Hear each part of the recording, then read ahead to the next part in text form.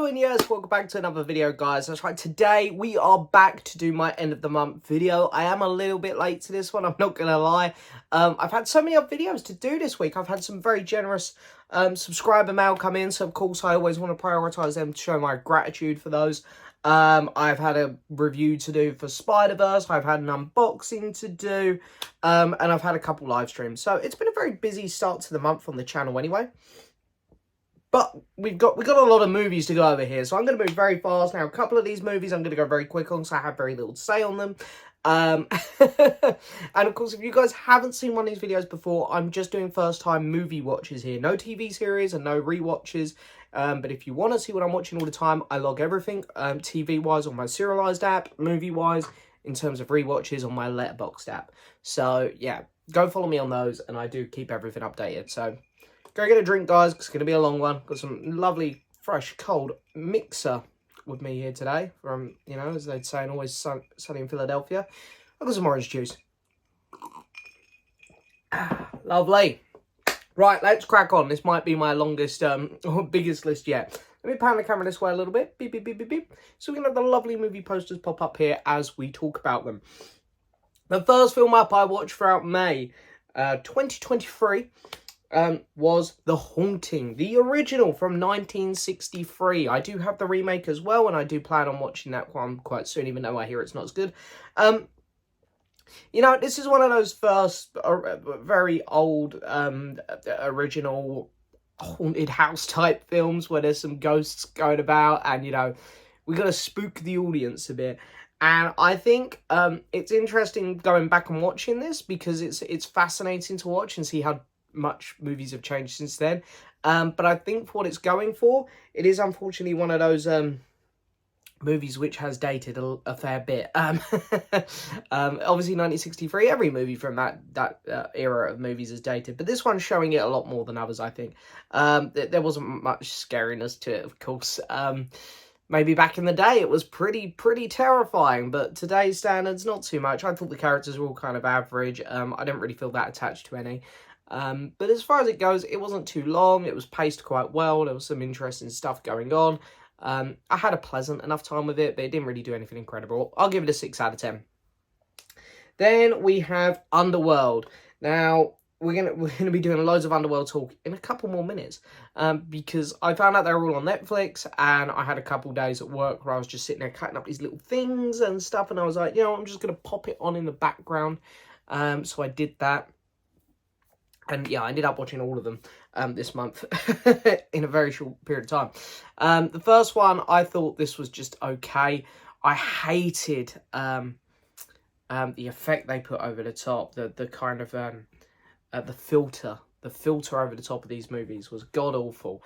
And everyone's wearing leather, and it's all kind of, you know, grimy and dark, and, you know, there's some edge to it, and, you know, there's some attitude to all the characters, and you know, it's a cool concept. I like that with the first three, they tried to do some world building, and there's some lore behind these films that was kind of fun. And that's what I appreciate, because I love films that do stuff like that.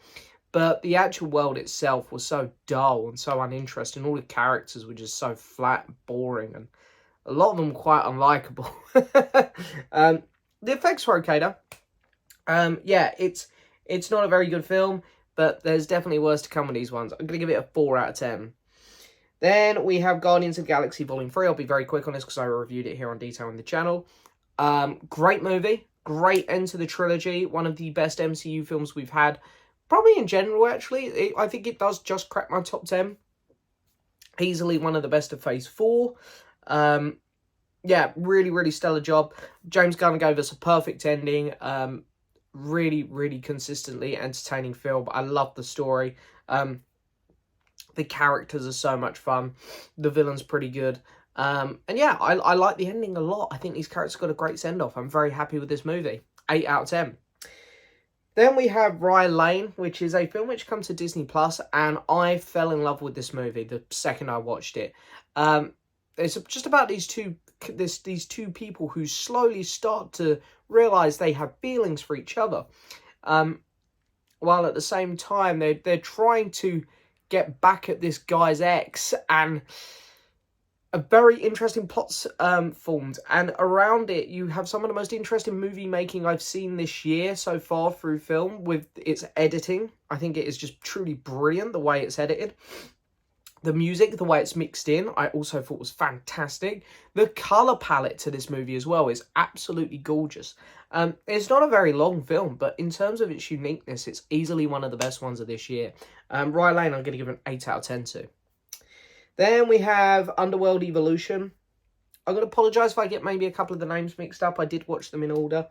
I just already forgotten what order they actually go in. Evolution, I'm pretty sure, was next.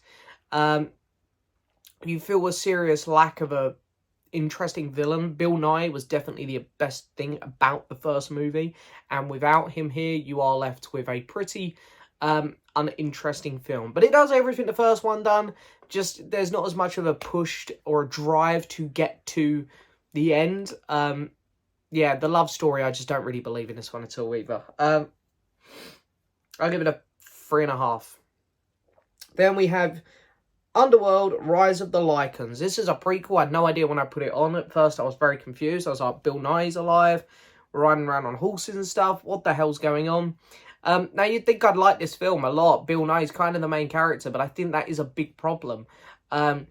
He's a great villain in these movies. Or, well, he's a good villain in these films. He's the best thing about him, for sure, because he's such a good actor. But everyone else is just so bad in this movie. the person playing his daughter was awful. And then what's his name? Michael Sheen's in this, putting in a terrible performance, and he's such a good actor that it surprises me that he's given a performance this bad. And the plot is just so uninteresting. It just feels like it doesn't really move anywhere. It's like they gotta get from A to B to C, but to get there, there's just no drive. There's just nothing interesting happening. This film really sucks, to be honest. I'm gonna give it a 2 out of 10. Okay, quick drink.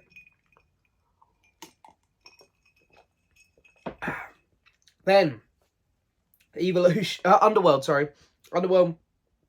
Awakening. Pretty sure this is the next one. Yeah, they're really trying to pick things up here in this one. And, you know, I don't really have loads to say on it. In this one, this is the one where they give her a daughter, isn't it? I'm pretty sure. God, I can't even remember. All I remember is I really hated the films from this point onwards. I know in this one they introduced Charles Dance, and I was like, oh, damn, that's cool, because I was thinking, actually, Charles Dance would have made such a good new villain after Bill Nighy, playing that strict, older, stern, villainous type character, and then he appeared, and I was like, oh, cool. And there's sort of like the hunt for what happened to a partner in this one. I don't know. It was crap. I can't remember loads about it. It was early on in the month. It was over a month ago now, and they all sort of blend together. I'll give it 2.5 out of 10. It wasn't as bad as the one that come before this, I know that much. But then I think this was the worst one, Blood War. My God, what a horrendous piece of shit. I remember with this one, they sort of introduce new villains and stuff, and they sort of get rid of Charles' Dance character, and then these new villains come in, and it's like, I just don't care anymore. Let's put this franchise into the ground now, please. It's done. It's dead. Anything interesting, slightly interesting about it is out the window. Now all humans know about the vampires and the Lycans, or whatever they're called. Now we've just got loads of random shit going on in this film, which I didn't really understand. All the core lore and world building stuff was just out the window. It's just horrendously bad, this film. I'll give this one a 1 out of 10. Okay, thank God they're done. Because I was struggling now. I don't know if you can tell. Next up, we got Evil Dead Rise. This is a film I didn't get to review on the channel. I got dragged to the cinema to see this. I say dragged. I love the Evil Dead films, but I was so scared to see this. And I did shit myself many times in the cinema. But this film was so good. So much better than the first Evil Dead movie. From the two new ones. I didn't mind that film, but this one's far superior. Just because, number one, the story itself is more interesting. It's not just a remake of the original. It's just not a rehash of the original. This one here, we got new characters, new setting. Love the setting in this one. And we got some freaky stuff going on. And with that, the filmmakers themselves actually put some real good spins on the style of this franchise. You could feel some Sam Raimi influence coming in, which was great, with the close-ups on like half the face and then the backdrops of other characters, some of the out-of-focused shots.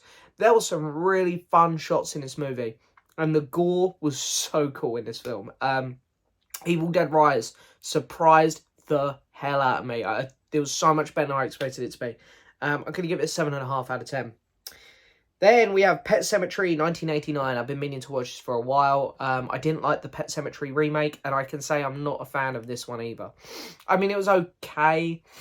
I just don't think Pet Sematary's for me. I hear the book's amazing, but I just think it's one of those that doesn't translate amazingly to the big screen. Because again, almost similar to how I feel about the original, it's the last 20 minutes where I was really engaged with what was going on and really interested.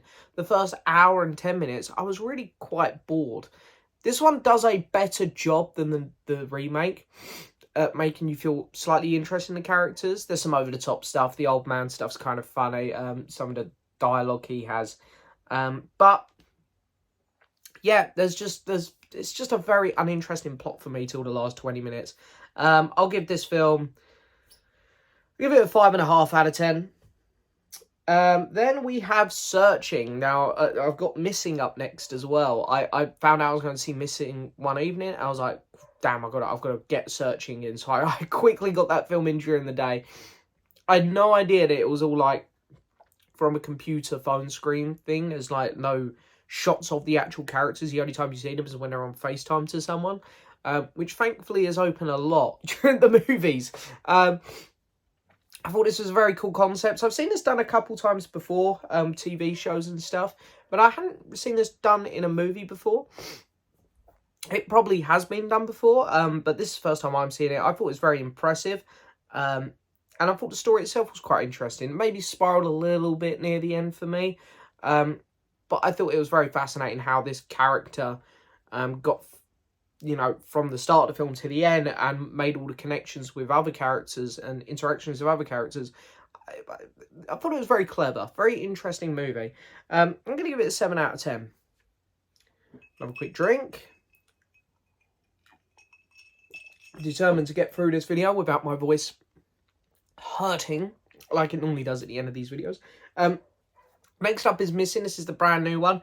And I think so I saw these two in the same day. I was very much feeling a bit burnt out during this one of the style of the film.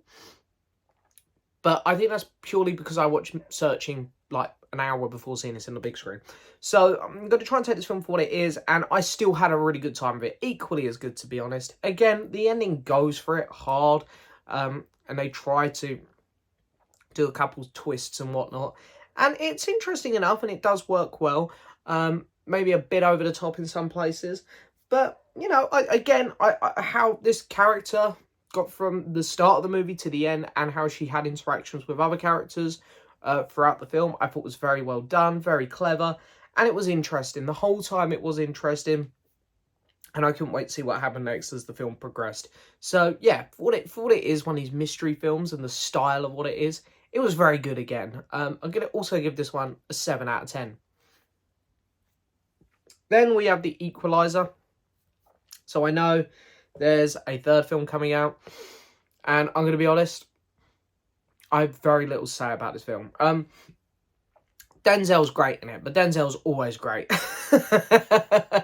But yeah, this film itself, I don't know whether it might come out the same year as John Wick. I can't remember. I think it might have been 2014. I could be wrong, but you know, it has that very similar approach of this kind of, you know, retired badass guy who can just, you know, mess shit up.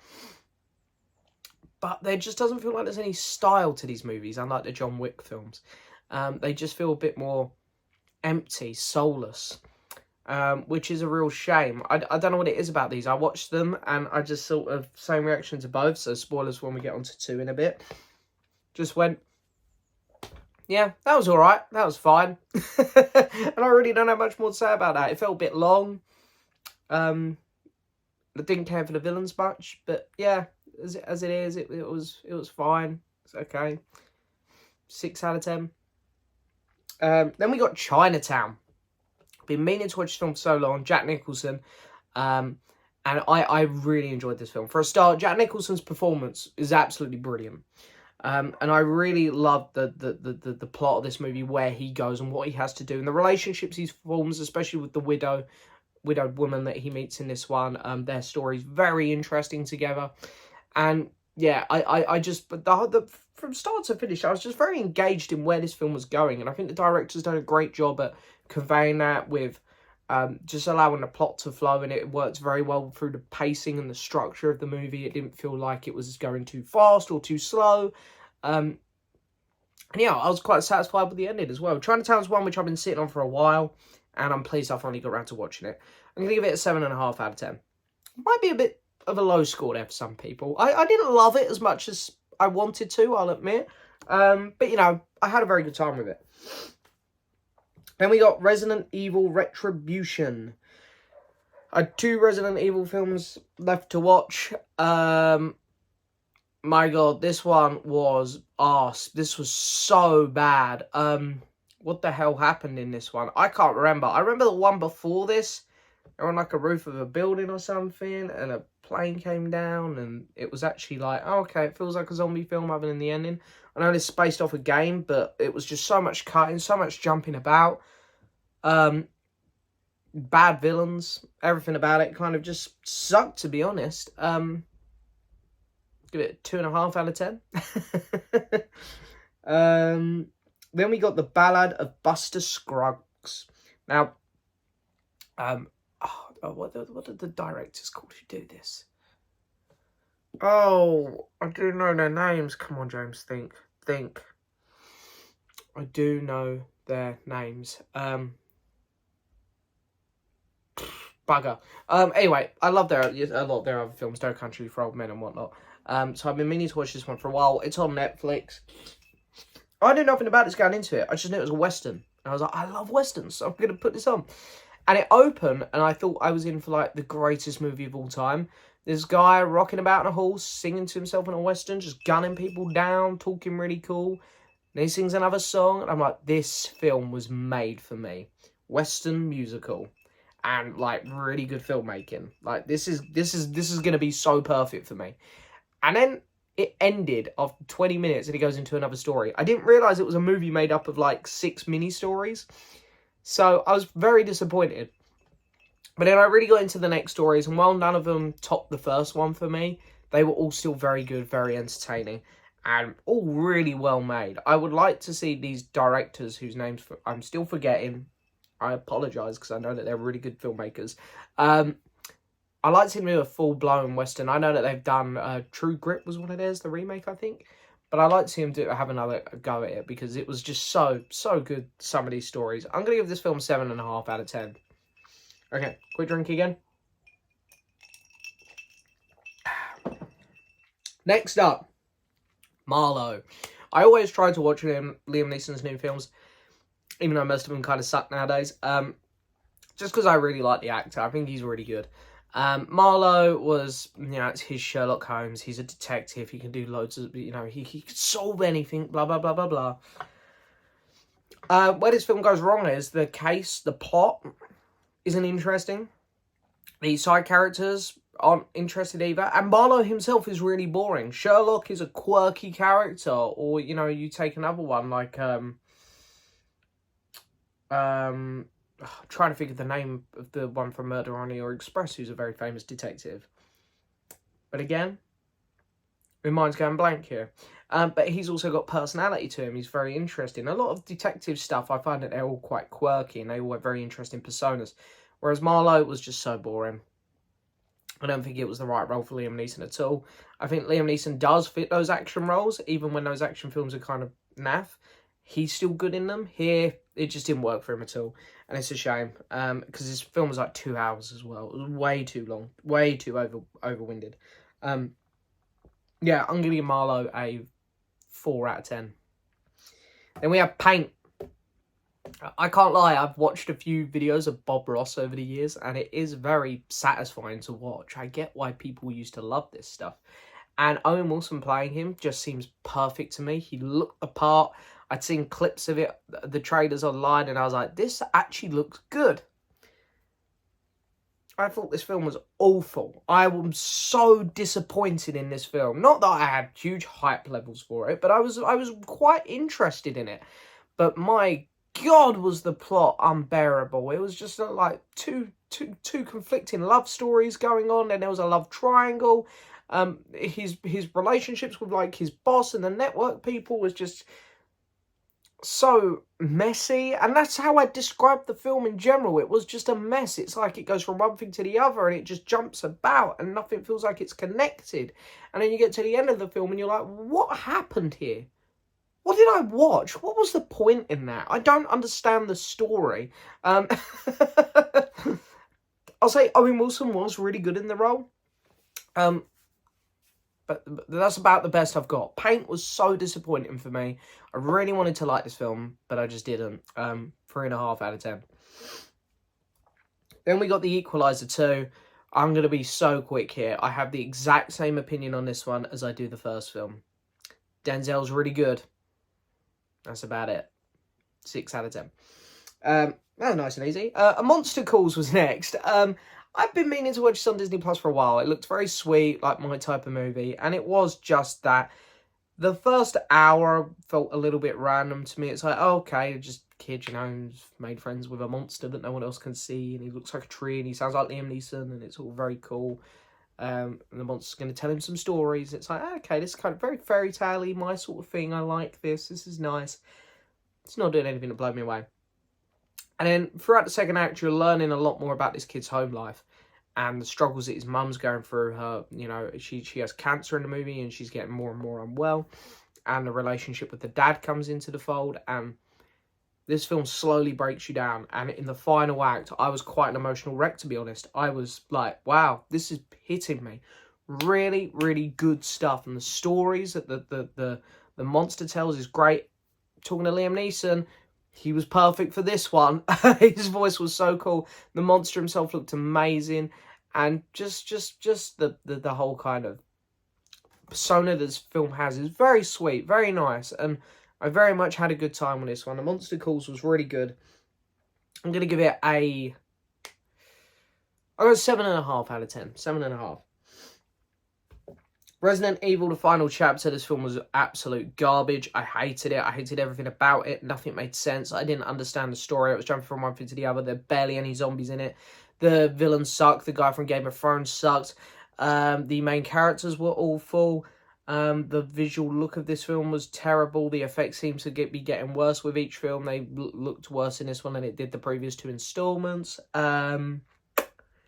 Yeah, I'll never be revisiting these films again. I really should play the games because I hear they're good. But these films were really bad. I'm going to give this film a 1 out of 10. This was absolutely awful. I knew it would be. I literally watched it so I could just say I'd seen them all. And that's it. I can now say that. What an achievement. Was it worth it? No.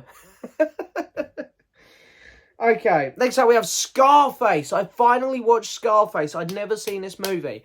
And I'm going to be honest, these mob boss gangster movies, I always really enjoy them. But I'm going to be honest, I always feel like a lot of them got built up too much for me. Like, I really like The Godfather, but I didn't love it as much as other people.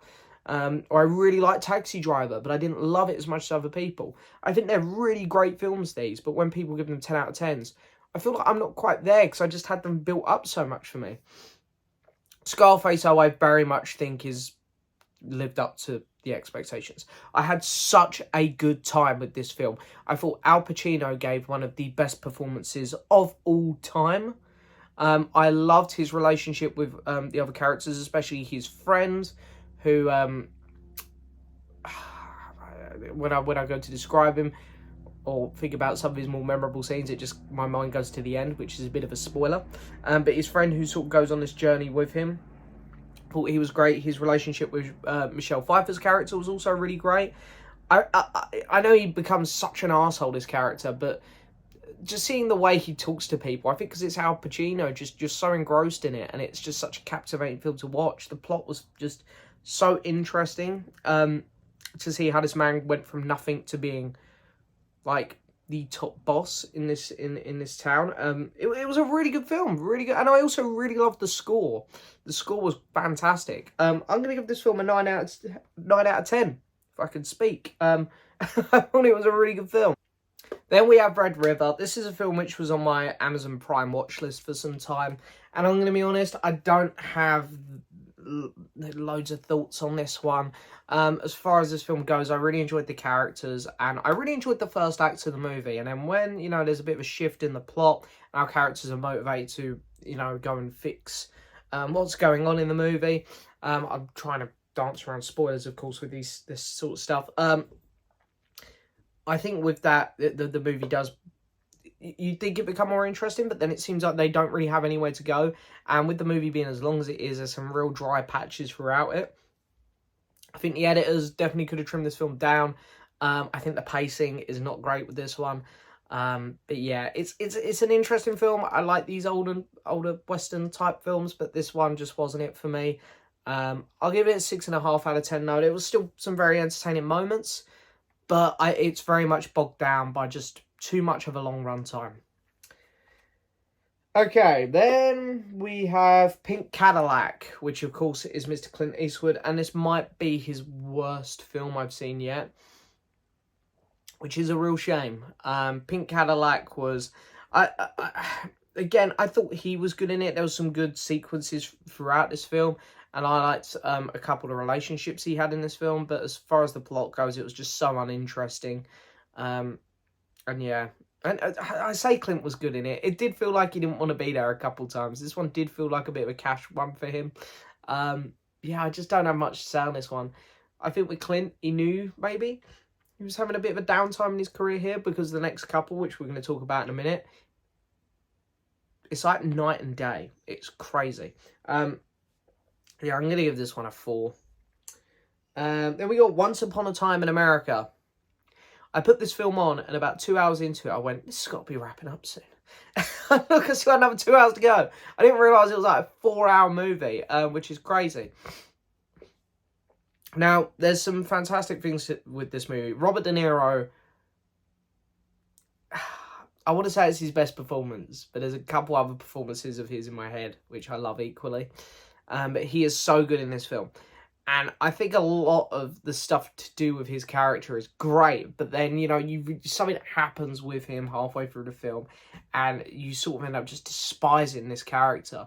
And a lot of it's very similar with a lot of other characters in it as well, that you end up just despising them. And I think because of that, the back half of the film becomes a lot harder to watch. But it's still very interesting. It's shot so well, this film. It's a gorgeous film to look at. The set pieces and the costumes are great. The score as well is great. On a technical level, this film is pretty fantastic, to be honest. But I think it's always hard to watch people as vile as this. And there's no doubt. It's too long. It is too long. The runtime does drag on a bit. And yeah, you feel it by the end of the film, I'll say that for sure. It's a very good film, but again, it didn't quite live up to the hype for me, this one. I'll give it an 8 out of 10. Then we got The Rookie, which actually might be the contender for the new worst Clint Eastwood film. The next ones are good. But yeah, this one here, Clint's actually not in this one that much until the end, really, I found. I found a lot of the screen time went to The Rookie, the other guy in it. But yeah, I just found with this one, there wasn't really too much to it. One of those typical cop type films, and they're really just not for me. Uninteresting villain, uninteresting plot. There's meant to be a couple plot twists in it, which are actually very predictable. Yeah, that's honestly about all I've got on it. I give it a 4 out of 10 as well. Then we have White Hunter Black Heart. A good Clint Eastwood film. This one was really good. This one was really interesting as well. This character, he is determined to get out there and kill this huge elephant as a hunter. He wants the pride. He wants to go out there and just kill this innocent, lovely animal. But then, of course, the humanity side of him kicks in. And it creates a very interesting plot as this film develops. You see him interacting with other characters, and it makes for some very interesting scenes. Also, this film itself, it's shot so well. The locations obviously are great. And I think Clint's great in this one. I think he knows that this is like a little bit of a comeback for him. Obviously, he has a much bigger one very soon. But I think he probably knew that this was like the best film he'd done in a while, because the last couple were pretty naff. But yeah, I thought this film was really, really solid. I had a thoroughly good time watching this one. And I was really hoping that he wouldn't kill the elephant, because I love elephants and I'm so against all of that animal hunting and poaching that goes on. It's terrible. Anyway, I'm going to give this film a 7.5 out of 10. Very good film. Then we have The Magnificent Seven, the original. I have seen the new one with Chris Pratt and Denzel, but I've always wanted to watch the original. And again, I was a bit disappointed with this one. I feel like I've been saying that a lot this video. I really wanted to love this. I love Westerns. I love these older films. Man, oh man. Yeah, I think, you know, it spends most of its time with like 3 or 4 of the Magnificent Seven. And for those 4 characters, it's like, yeah, great, we get loads of development for them. But then when we move on to the others, you just feel like you barely know them. They don't feel like part of the team much. The plot itself is fun. But I'll say this, one of the highlights for me was the score. I thought the music in this film was really good and it fit the film really well. Yeah, I honestly don't have loads of sound. I feel like maybe I'll rewatch this one at some point because I really want to like it. It seems like a film I would love. So yeah, The Magnificent Seven. Very fitting. I'm going to give it a 7. Okay, so have another sip here. Next up, Unforgiven. Maybe Clint Eastwood's most famous movie. I don't know. Between that and The Good, the Bad, the Ugly. Unforgiven was absolutely brilliant. This was such a fantastic movie. Clint's character was just absolutely incredible. I loved the journey he went on. You don't really know whether to root for him or not at times, because obviously what he used to do was, you know, not the nicest thing in the world, but now he's got a kid and he wants to go get his job done. One last job before he retires, and at one point he's really ill and you feel so sorry for him. His relationship with Morgan Freeman's character, and then with what happens to Morgan Freeman's character, the way that other characters react to that, and the villain in it is so good. I forget the actor's name, but he's such a fantastic actor. Seen him in a few things, Royal Tenenbaums and whatnot. He's a really good actor, but he's such a good villain in this film. Unbelievable, actually. But just the way it's shot as well. It's a bit dark at times, but I think the film just looks incredible. And you really feel how violent and nasty some of the people are in this film. And at the end, there's some real fist bump moments. And yeah, I can see why this won Best Picture. It's a really cracking movie. I'm going to give Unforgiven, I'm going to give it a 9 out of 10. Really, really good film. Then we have Lawman. I wanted to carry on my Western watching because I was really having a good time with them. And Lawman was a really weird film because I was enjoying a lot of it, but it just seemed like no one in this film liked the main character. It's like, isn't he is the good guy, isn't he? But no one likes him. But no, I mean, Lawman had some really cool scenes in it. I loved how stubborn the main character was. You know, he was going to back down even for people that he kind of liked. Like, no, you broke the law, you're the bad guy. And there were some very cool action sequences in it. I do like my old Westerns, I really do. And this was decent, this one. Didn't blow me away by any means. I wasn't expecting it to, though. And I think that's the difference between something like this and A Magnificent Seven. I'd had that one built up a bit more for me in my head, which I was a bit disappointed with that. Whereas this film, I'm also going to give a 7 out of 10 too.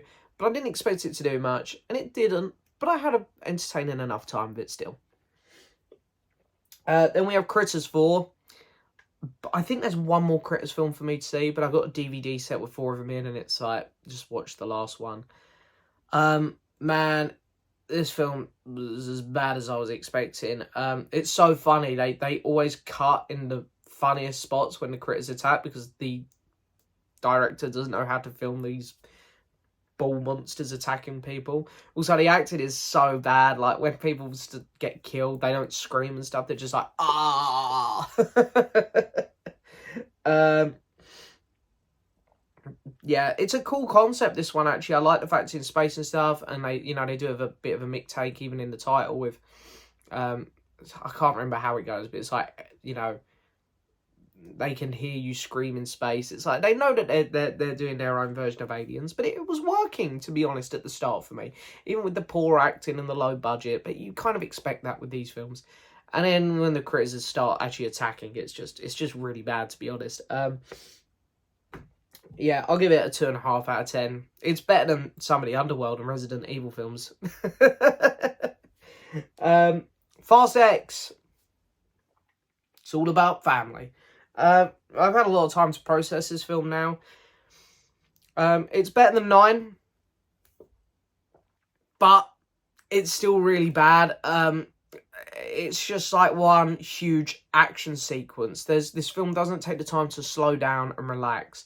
It doesn't give you time to let characters connect or make you feel anything towards these characters. Also, characters in this movie are separated so much that they don't have any interactions with other characters. Vin Diesel and Michelle... Is it Gomez, the lead actress? They have become so delusional in their interviews when talking about this movie. And now I'm seeing Vin Diesel is blaming the bad reviews on Jason Momoa, even though he was probably the best thing about this film, even though he still wasn't very good in it. They really need to just end it with the next one, I think. They really do. I think people are starting to get a little bit sick of them. I think people are really catching on to how bad they are now. And this is one of the weaker ones here for sure. Not a very good movie. There's some fun to be had, I guess. And I had fun with a couple scenes, like the bit where there's a big bomb rolling through the city at the start. That was fun. But honestly, about 45 minutes into this film, I was done with it. So, yeah, I'll give it a 4 out of 10. Which I think is a lot lower than my Letterboxd review now. I think I gave it a 5. So, yeah, I've lowered it to a 4. Not a very good film. Okay, Girl Interrupted. This is one of James Mangold's first films. I really wanted to watch this. Winona Ryder as well, who I absolutely love. And, you know, she's put into this home of very mentally ill people. And her relationships that she gains with people in this place is very fascinating, especially that of Angelina Jolie's character. Them two create this bond. And it's really fascinating to watch that develop through the movie. And see how they help each other and how they help other people in the home. And I think that's what this film really, the core of it is about. Just, you know, how these people react with one another. And it's got a lot of heart to it. There's some really nice shots as well. And also, I really like the score. I feel like that's something that people aren't going to talk about much with this one. But I thought Girl Interrupted was really good. I'll give it a 7.5 out of 10. We're nearly there. I said there was a lot of films to talk about today. I, Daniel Blake. This one was sent to me by Sam, if you're watching, Sam.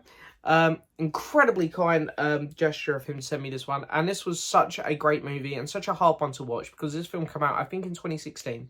And obviously our country has been going down the pan for some time, I guess you could say. But since COVID... And, you know, shouldn't get political, but, you know, the Tories. The country continues to decline. So this film here being about a man who's struggling to get by. And you see other people struggling to get by living in the UK. It's only just become more of a reality for more and more people as we move forward. And it's really a really sad reality that a lot of people are living through at the minute. And it's a hard watch. It really is. You can see how genuine and lovely this man is. And at the same time, how very little people want to help him. And the same for the woman in it. There's a scene with her involving some baked beans, if you've seen it. And it is honestly just really hard to watch. Really hard to watch. And the ending is honestly left me with a punch in my gut, I guess you could say. So a really good film, though. I'm going to give it a 7.5 out of 10. It's a really, really solid movie.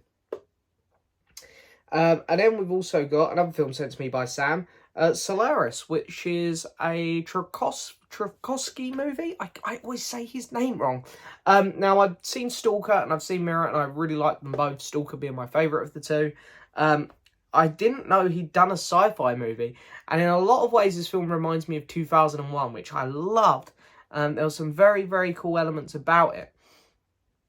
But then there's sort of a whole relationship side of the story going on here, and I didn't buy into that as much, but I've got to say the sound mixing in this guy's movies are incredible. I don't know what it is, it's just so uniquely brilliant. The cinematography was gorgeous as well, especially at the start when they're on Earth. I'm pretty sure it was Earth. And the actors are all doing a really good job as well. On a technical level, these films are unlike anything else. And I did really enjoy this one because I like my sci-fi. A really good film. So far, he's batting 3 out of 3 masterpieces, to be honest. He's such a good filmmaker.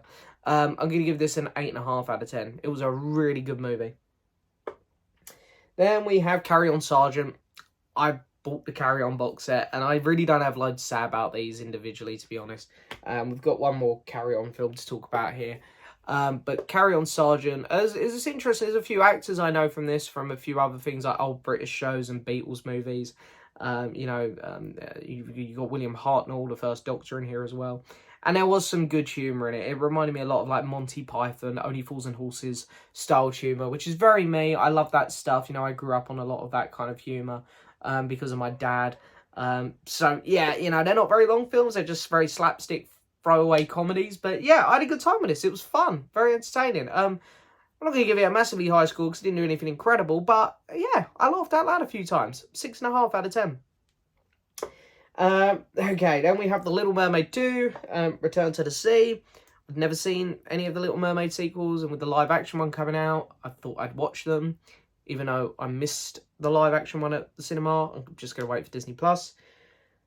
Little Mermaid 2, Return to the Sea is an interesting story picking up about Ariel's daughter, but unfortunately, none of the characters from the original seem like their original selves. Ariel just seems very stubborn, very boring now. You know, she doesn't want her daughter to do anything. Got to lock her away in a castle. So that doesn't feel like the character from the original animated movie to me. Also, the animation style was really bad, like really cheap. Every close-up on a character, no one else in the background moved. And whenever it was long shots from a character, all of the movies, their mouth, their eyes and everything else would always stay the same. It was just very, very cheap animation. It didn't look very good at all, this film. And even the songs weren't as good. But the voice acting, they got as many of the actors as close to the originals as they could, which is something I can't say about the third one.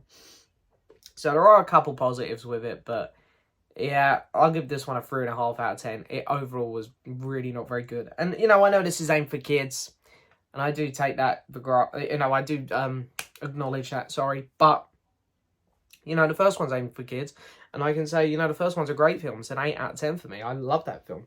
But this one just isn't as well made. So, yeah. Next up, The Return of the Magnificent Seven. And this film here does everything that the first film done wrong, but it gets everything that the first film done right. So again, the action sequences were fun. The plot itself is entertaining enough. I really loved the shootout at the end of this one, I'll say that. That was really good. The score was really good once again. But it doesn't feel like the Magnificent Seven. It feels like the Magnificent Four, and then you've got these other 3 guys here or whatever. You just don't feel like you've got that whole team there. In fact, when they go riding into battle at the end for the final shootout, there's 6 of them. Again, I think it's a good film. I had a lot of fun with this one. But, yeah, it's not as good as I wanted it to be. 6.5 out of 10. Then we got Carry On Nurse. Which, pretty much just like Carry On Sergeant. It's still a good time. It's funny. I didn't think it was as good as the first one. I think with Carry On Sergeant, they went to a lot more locations. There was a lot more going on. Here, they were a lot more limited to where they were and what they were doing. And for that reason, I didn't think it was as good. But it got a couple laugh out loud moments for me. I'll give it a 6 out of 10. And the final film I have to talk about is The Little Mermaid, Ariel's Beginning. Which I'll say this, the animation style was better than the second one. And the plot itself was also better than the second one. The voice acting, was pretty bad in this one. It's like, they didn't even sound like their original characters. But I like the fact that they gave Ariel's sisters some screen time because, you know, the original film and the second one just don't even acknowledge them at all. Yeah, so it's an okay film. It's aimed for kids. I try not to be too critical on these types of films, even though I did just slaughter the second one a bit. I'll give it a 4 out of 10. Anyway, let's pick film of the month. For me, it's a little bit difficult because there's been a couple really good films I've watched this month, even though there's been a lot of disappointing stuff and a lot of stuff I didn't like, admittedly. As you could probably tell there, I was struggling to get through a couple of them films because I couldn't even remember loads about them because they were that forgettable. But for me, the best film that I watched last month for the first time, it's got to be Scarface. Scarface was just the one where I was like, you know what, that was actually pretty brilliant. I think Al Pacino's performance really carries a lot of that film, but there's just so many incredible elements about it, from the plot itself to the relationships he has, and the score as well. So yeah, Scarface, my film of the month. Anyway, guys, whew, that was a long video.